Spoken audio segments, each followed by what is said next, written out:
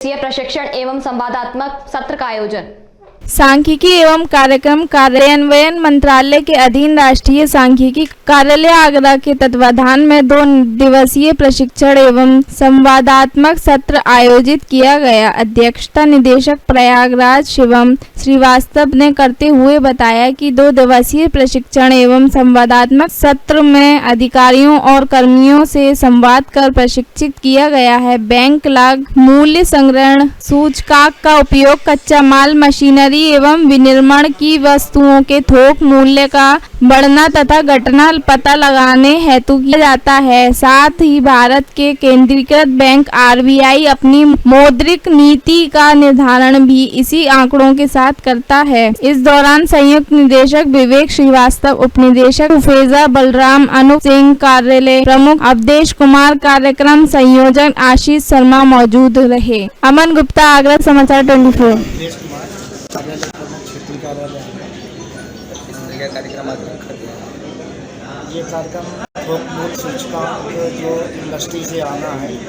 आगरा क्षेत्रीय कार्यालय के अंतर्गत 18 जिले आते हैं, तो 18 जिलों में थोक मूल्य सूचकांक का जो बास्केट तय हुआ है, तो उसमें से बहुत सारे कोटेशन से लगते हैं। करीब 300 यूनिट से मंथली बेसिस पर वहाँ यूनिट्स में क्या बन रहा है, हर मंथ का प्रोडक्शन और उनका वैल्यू, इसका डाटा कलेक्ट होना है। जो थोक मूल्य सूचकांक लगभग कितने लोग ट्रेनिंग के लिए आए हुए हैं, कहाँ से आए हुए हैं? इसमें ट्रेनिंग से जो आए हुए हैं तो हमारा क्षेत्रीय कार्यालय आगरा है, इसके 3 ऑफिस हैं, अलीगढ़, मेरठ। इसी तरह से प्रयागराज से आए हैं, प्रयागराज क्षेत्रीय कार्यालय है, वहाँ पे भी सब रीजनल ऑफिस हैं। तीसरा क्षेत्रीय कार्यालय है हमारा बरेली, तो बरेली में भी सब 2 क्षेत्रीय उप क्षेत्रीय कार्यालय, करीब 9 ऑफिस हैं। विवेक श्रीवास्तव, मैं यहाँ का जॉइंट डायरेक्टर और यहाँ पे क्षेत्रीय कार्यालय आगरा का रीजनल हेड हूँ। और आज जो है ये WPIP के ऊपर एक वर्कशॉप आयोजित की जा रही है, जिसमें हमारे साथ अबू हफीज़ा जी हैं जो इस विषय में लोगों को ट्रेनिंग देंगे, और साथ में बलराम जी हैं जो हेडक्वार्टर्स दिल्ली से आए हुए हैं। तो आज जो कार्यक्रम है इससे क्या बेनिफिट्स मिलेंगे? ये एक जो होलसेल प्राइस होता है वो उसका इंडेक्स एक बनाता है। वो उस इंडेक्स को बनाने के लिए जो प्राइजेज़ होते हैं, जो आइटम्स होते हैं, उनका प्राइस इकट्ठा किया जाता है और उनका इंडेक्स बना के जो महंगाई जो देखते हैं ना कि किस रेट से जो है कीमतें बढ़ रही हैं होलसेल आइटम्स की, अलग अलग प्रोडक्ट की, तो उसका जो है डेटा कलेक्ट होता है और उस डेटा के बेसिस पे जो है गवर्नमेंट जो है उस डेटा का यूज़ करके पॉलिसी वगैरह बनाती है। जिस तरीके से मार्केट को देखते हैं, इस पर इंडस्ट्री लाइन को भी देखते होंगे, इंडस्ट्री बेनिफिट्स वगैरह के बारे में। जी, तो उसमें लेबर और इनकम में कैसे वेरिएशन निकाले जाते हैं? जी, आप कुछ कहें? अबू हुज़ैफा है, I am deputy director from ministry of commerce and industry. I am working on wholesale price index in that ministry. Government of India जो है wholesale price index monthly basis पे कंपाइल करती है और जिसको रिलीज़ किया जाता है। होलसेल प्राइस इंडेक्स जिसको थोक मूल्य सूचकांक बोला जाता है। थोक मूल्य सूचकांक का मकसद ये है कि जो प्राइसेस होती हैं, जो कीमतें होती हैं मैन्युफैक्चरिंग लेवल पे, उसका मोमेंट कितना है, होलसेल लेवल पे उसका मोमेंट क्या है। अगर कीमत होलसेल लेवल पे बढ़ती है तो थोक मूल्य सूचकांक के बेसिस पे हम ये कह सकते हैं कि कीमत बढ़ रही है मार्केट में या घट रही है। तो सभी देशों में 2 टाइप के सूचकांक होते हैं प्राइस को नापने के लिए। एक होता है रिटेल लेवल के सूचकांक, जिसको हम लोग कंज्यूमर प्राइस इंडेक्स बोलते हैं, और एक होता है होलसेल प्राइस इंडेक्स, जिसको हम लोग बोलते हैं WPI। लेकिन सर वहीं देखा गया है कि दूसरी चीज़ जो आप पूछ रहे थे कि इनकम से रिलेटेड, इनकम के लिए एक CPI इंडस्ट्रियल वर्कर होता है, consumer price index industrial worker, जिसके बेसिस पे अभी जस्ट मिनिस्ट्री ऑफ लेबर ने उसको रिवाइज़ किया है, उस बेस ईयर को उस इंडेक्स के रिवीजन में हुआ है।